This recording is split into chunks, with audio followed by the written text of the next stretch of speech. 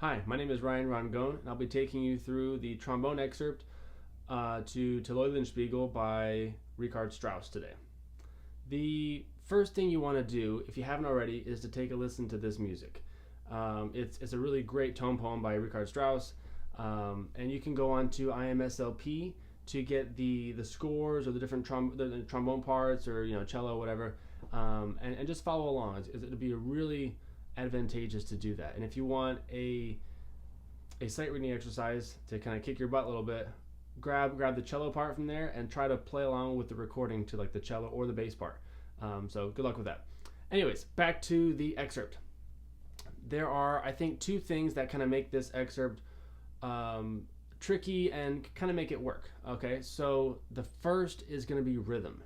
It's in 6/8, so it's pretty consistent there, but some of the things are a little tricky.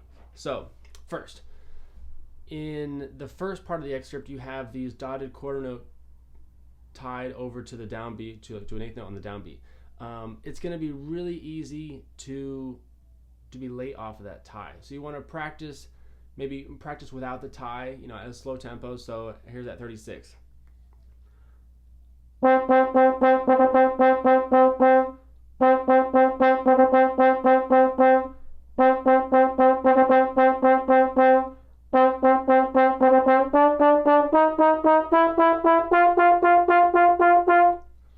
And I forgot to mention, but you can do the eighth note subdivisions. I highly recommend that. That's going to help kind of keep your inner metronome going.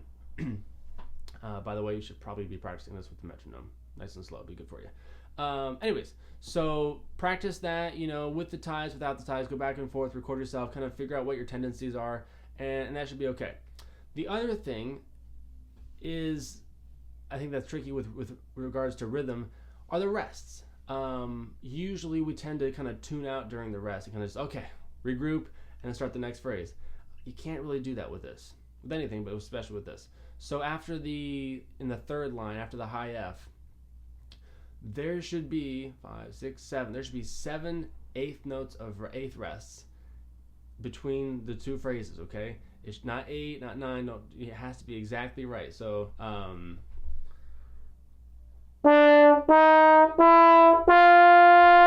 2, 3, 4, 5, 6, 1. So just be aware of that. And again, later on, like the next line between the B flat and the high G, and also before the high F sharps and those four bars of rest. So just make sure you're counting the. I would practice actually verbalizing the count 1 and a 2 and a 1 and a 2 and or 1 lolly, 2 lolly, however you count. Have a metronome going. Practice with that. That'll be good. Okay, so rhythm is the first thing I think to kind of take care of. The other thing that's going to be really tricky is pitch. With regards to pitch, the first few bars, there's like one note that changes in these groups of 4 notes.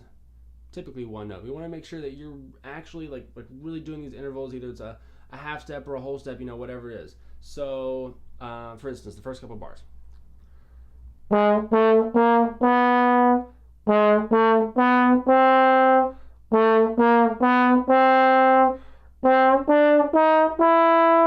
Just really make sure that you're actually doing all those intervals and not kind of faking those positions and getting the gist of it. You want to get the exact pitches.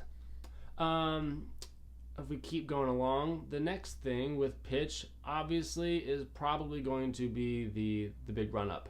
The good news is that it's just a chromatic scale. So, with the exception of the first couple notes.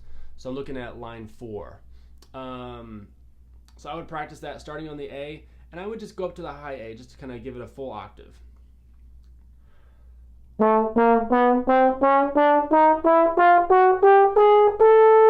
You know, nice and simple, straight up there. If you want to put accents on each of the beats, that just to kind of help you kind of, you know, give yourself some checkpoints to line yourself up, that'd be great. I'll do that.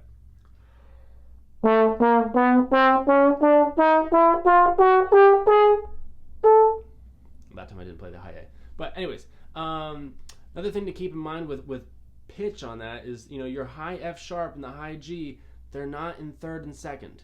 They're in raised third, raised second. So if you play it in just regular old third and second, it's going to sound like this.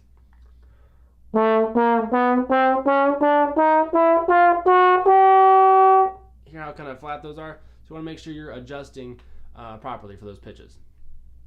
Okay, going on. Here's where it gets a bit more athletic. So at 37, the first three notes, you have this interval that you play a couple times throughout this excerpt. It's a major third down, then down to the tritone. So if you don't know what that means, that's okay. First three notes go like this. Mi, do, fi. Okay, that comes back like two measures later where it starts in the D. So D, B flat, E, natural.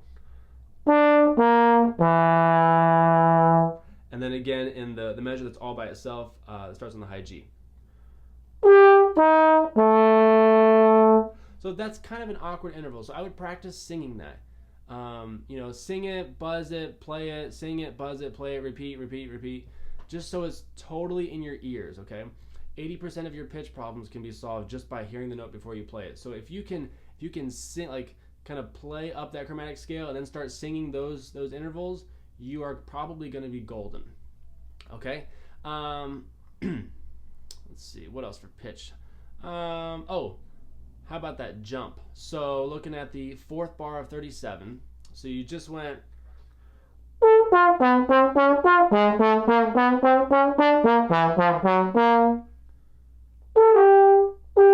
That time I wasn't hearing the pitch. So that B flat to G. Ba.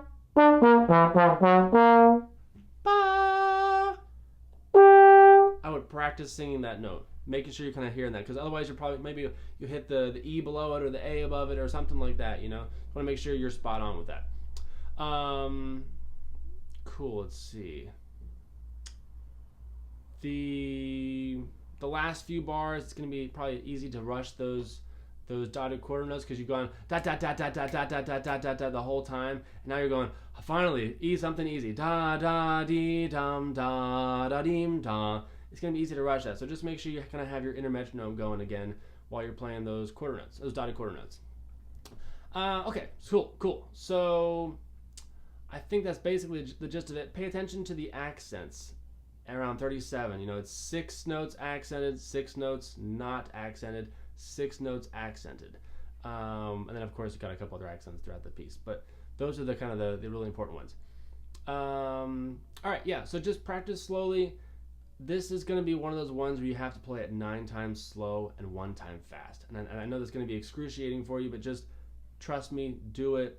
Put in the time at the slow tempo, and it'll really come together a couple days, a couple weeks later. So yeah, happy practicing. Good luck, and we'll see you on the other side.